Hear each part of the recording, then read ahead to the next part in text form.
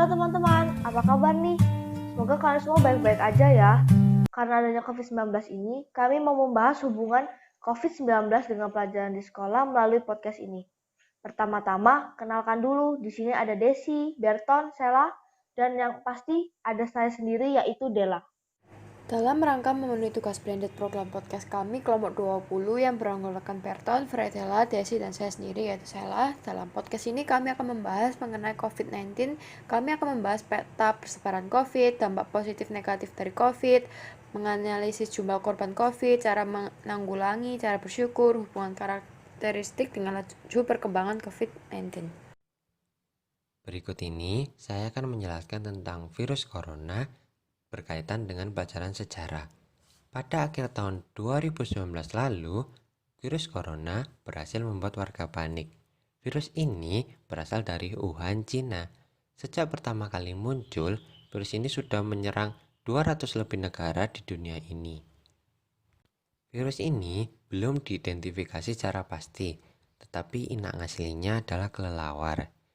Kelelawar tidak dijual di pasar Wuhan. Lalu, bagaimana cara penyebarannya? Mungkin kelelawar menginfeksi ayam yang dijual di pasar Wuhan. Kelelawar sendiri juga memiliki banyak virus zoonosis termasuk Ebola, HIV, dan rabies. Cara penyebaran virus corona sendiri yaitu melalui tetesan air liur seseorang, lewat dudukan toilet, pegangan pintu, dan wastafel.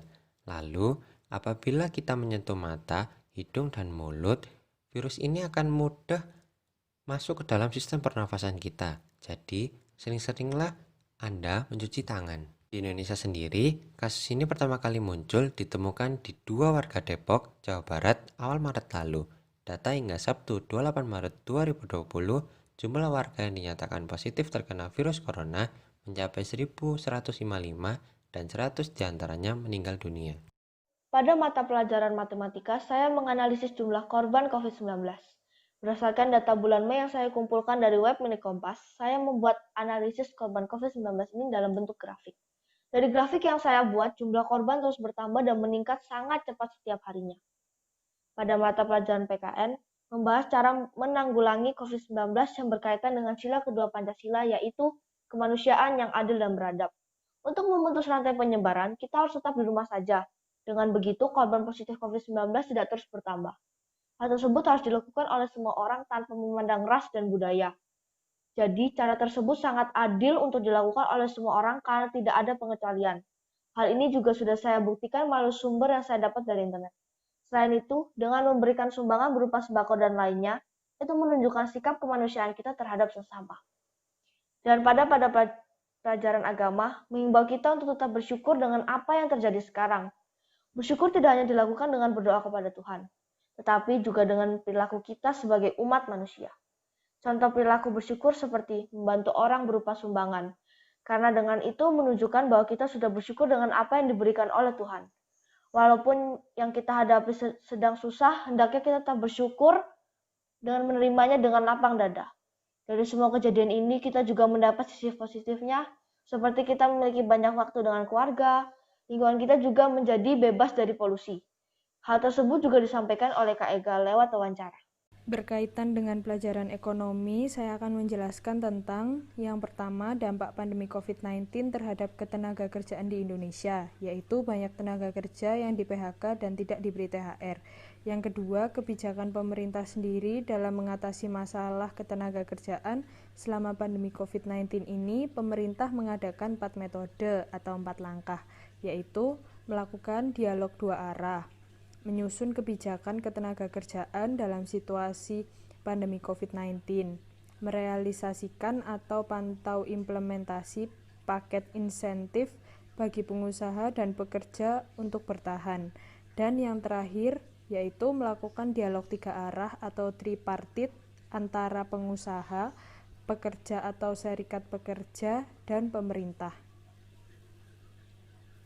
Pelajaran geografi kali ini akan menjelaskan peta persebaran COVID di Indonesia dan dunia. Persebaran virus corona COVID-19 telah merata ke seluruh provinsi di Indonesia. Berikut peta sebaran kasus positif COVID-19 yang paling banyak. Yang pertama berada di DKI Jakarta, Jawa Barat, Jawa Timur, Banten, dan Jawa Tengah. dan yang paling sedikit berada di Sulawesi Barat, Maluku Utara, Papua Barat, NTT, dan Gorontalo. Pada peta persebaran di dunia, Amerika Serikat telah tercatat sebagai negara yang memiliki kasus terbesar yang mencapai 142.356 dengan 2.493 kematian dan 4.767 pasien sembuh. Saat ini, Italia, Cina, dan Spanyol tercatat sebagai negara dengan kasus terbesar setelah Amerika Serikat. Jumlah kasus infeksi virus corona terbesar kedua tercatat di Italia, yang mencapai 97.689 kasus dengan 13.030 orang yang pulih. Kasus infeksi COVID-19 terbesar ketiga tercatat di Cina, yang mencapai 82.149 kasus dan 3.308 kematian, sedangkan kasus terbesar keempat tercatat di Spanyol yang mencapai 80.110 kasus. Lalu hubungan karakteristik wilayah dengan laju penyebaran COVID-19 antara satu wilayah dengan wilayah lain. Beberapa studi sebelumnya juga memperlihatkan bahwa negara dengan posisi lintang tinggi mempunyai kerentanan penyebaran COVID-19 yang lebih tinggi jika dibandingkan dengan negara-negara tropis. Beberapa hasil studi tersebut menunjukkan bahwa kondisi ideal untuk virus corona ialah temperatur sekitar 8-10 derajat Celcius dan kelembapan 60-90%. Mereka menunjukkan bahwa COVID-19 mempunyai penyebaran yang optimum pada suhu yang sangat rendah 1-9 derajat Celcius. Artinya, semakin tinggi temperatur, maka dugaan adanya kasus COVID-19 harian semakin rendah. Dampak COVID-19 dilihat dari segi kualitas hidup atau kesehatan, yaitu kita lebih rajin mencuci tangan, sadar akan kebersihan lingkungan, dan mengubah pola makanan sehat. Dan dampak COVID-19 dilihat dari segi sosial masyarakat. Pandemi virus corona yang masih berlanjut menyebabkan terganggunya gaya hidup, kebiasaan bekerja dan berbisnis masyarakat di Indonesia, khususnya masyarakat di perkotaan. Gaya hidup kaum urban seiring berkembangnya teknologi menjadikan mereka sibuk dengan aktivitasnya sendiri-sendiri sehingga kehidupan sosial di dunia maya dianggap lebih menarik daripada di dunia nyata. Namun di survei ini hasil yang diperoleh kebalikannya. Hampir setengah responden baik pria dan wanita muda dan tua merasa kehidupan sosialnya terganggu karena tidak bisa berkumpul bersama keluarga dan teman. Berkaitan dengan pelajaran PKWU, saya akan menjelaskan tentang sistem produksi. Sistem produksi adalah satu rangkaian operasi yang mengolah atau memproses input berupa bahan mentah atau raw material, bahan setengah jadi atau intermediate product, part komponen atau rakitan untuk menghasilkan output bernilai tambah atau produk akhir dengan mempergunakan sumber daya dari elemen teknologi. Contohnya, mesin, peralatan, fasilitas produksi, dan energi. Dan elemen organisasi. Contohnya, tenaga kerja, manajemen, informasi, dan modal. Sistem produksi mencakup semua industri, mulai dari industri hulu ke industri hilir. Sistem produksi diterapkan di industri barang maupun industri jasa. English and English literature lesson.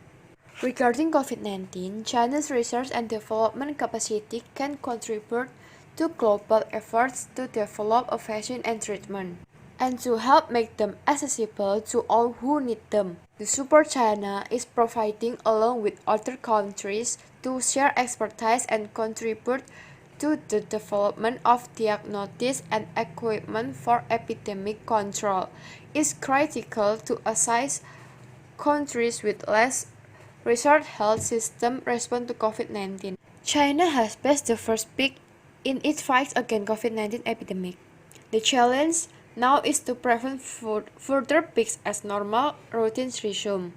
Until there is either population-wide immunity, effective treatment, or a proven vaccine, the virus remains a risk to people. Moving forward, reducing risk across the population through everyday infection prevention in all settings is essential. WHO will continue its close cooperation with China, not only in the COVID-19 response, but also on other essential health priorities such as immunization, reduction in chronic disease like hypertension and diabetes, eradicating malaria, controlling infectious disease like tuberculosis and hepatitis, and helping to build a healthier future for all people.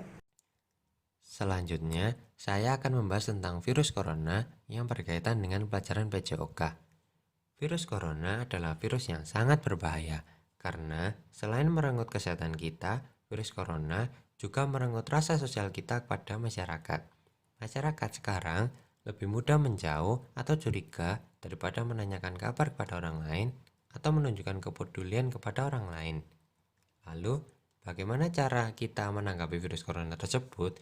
Yaitu dengan makan makanan yang sehat, istirahat yang cukup. Bila Anda mengalami sakit, pergilah ke dokter. Lalu, jangan lupa untuk olahraga.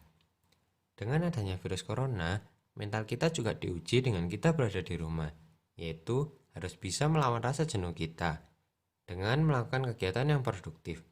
Tak lupa, manusia adalah makhluk yang jasmani, yang membutuhkan sandang, papan, dan pangan.